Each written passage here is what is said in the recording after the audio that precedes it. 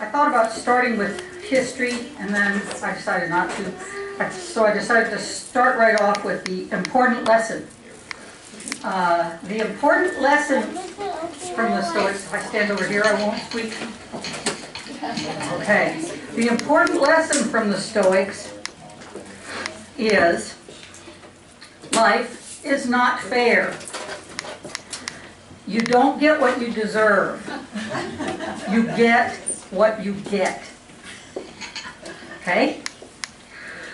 Stoicism was around for 800 or 900 years as a very widespread philosophical way of thinking. It was not a religion. It started off in 300 or 350 BC, something like that. And the first guy was a guy named Zeno of Cilium. But after that, it was taken up and written about by a lot of famous people you've heard of. Epictetus, Epicurus, Seneca, who was an emperor of Rome, who went and fought those Germans on the edges of the Roman Empire that we've been talking about for the last 2 weeks. You remember that? Okay. On the same latitude as New York. Okay. It was a way of freeing yourself from destructive emotions.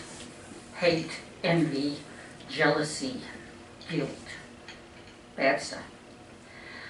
By aligning your mind with nature, rather than trying to drag nature around in line with your mind.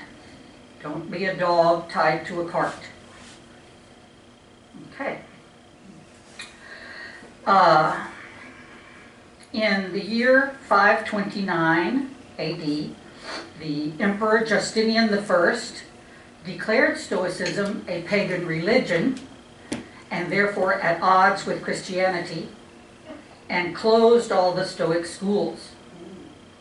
If I were going to have lessons and ring a bell like Dixie, and I loved that, I might say that was a lesson and ring a bell, but I don't know what it's a lesson about, because it wasn't a religion, and he closed all the schools anyway. But that's okay.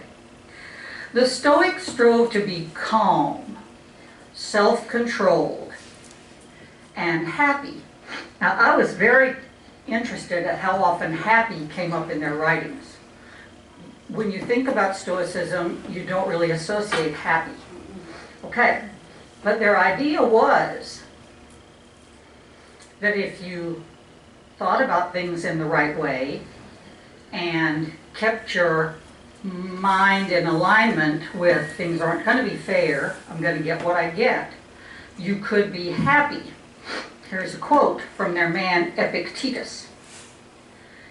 He who turns his will to suit the world can be sick and yet happy, in peril and yet happy, dying and yet happy, in exile from his loved ones and yet still happy, in disgrace and yet happy. Okay? The Stoics espouse coming to terms with the worst things that might happen and knowing for sure that we could deal with it. This as opposed to staying awake, tossing and turning and worrying about what might happen. They thought you should assume that it probably would happen, figure out what you would do, look your fear in the face. What if you found that you had an incurable disease? What if you lost all your money? What if you went to prison? What if you were publicly disgraced? What if you lost those you love the most? These things have happened to us. And we're still here. We're still happy. We're more than just here. We're still happy. We're okay. Just as Epictetus said.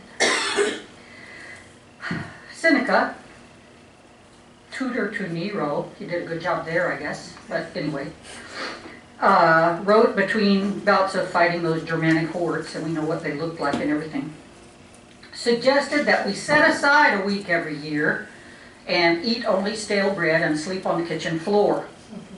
This way we could overcome our squeamishness about poverty.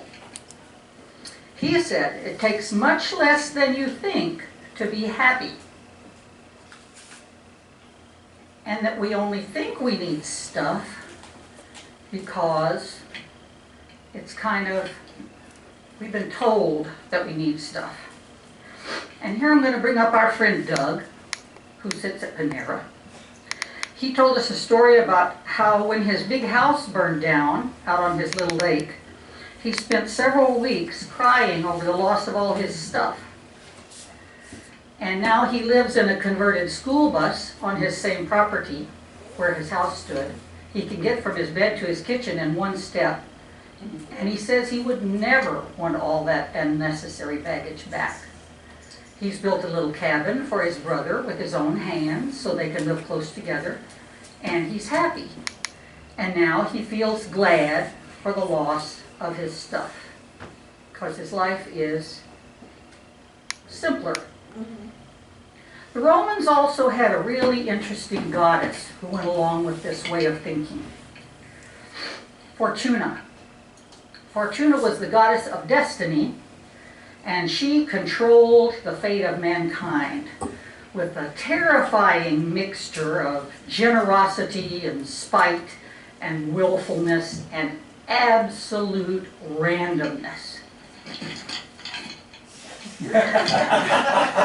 She was represented in statues all around the empire.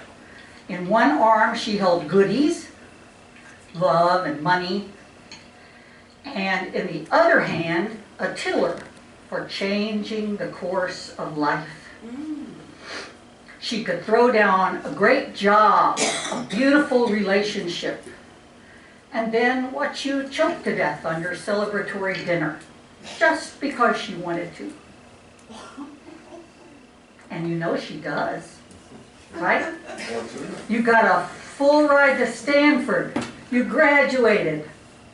You got AIDS. You died. How many people did this happen to? Tons. Tons.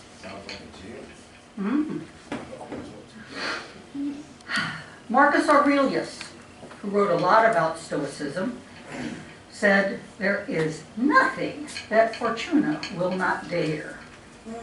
So here are your lessons. Be humble in your successes. Be grateful for whatever happiness you have. Be gentle with yourself when you fail. Be calm and know that you can cope if your things are gone. Much of what you get, you do not earn or deserve. Much of what you earn and deserve, you do not get. But this is good stuff and bad stuff. You know, you missed the speeding ticket, but then you got something else. It is human nature to exaggerate our own importance.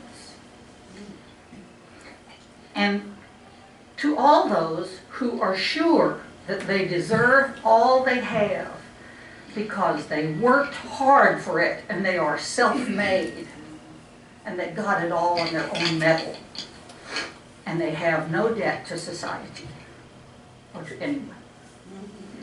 And to the arrogant who turn back and say, I was in a position of power and I made no mistakes and I achieved my power because I'm smarter than everybody else. May Fortuna send them a fishbone on which to joke.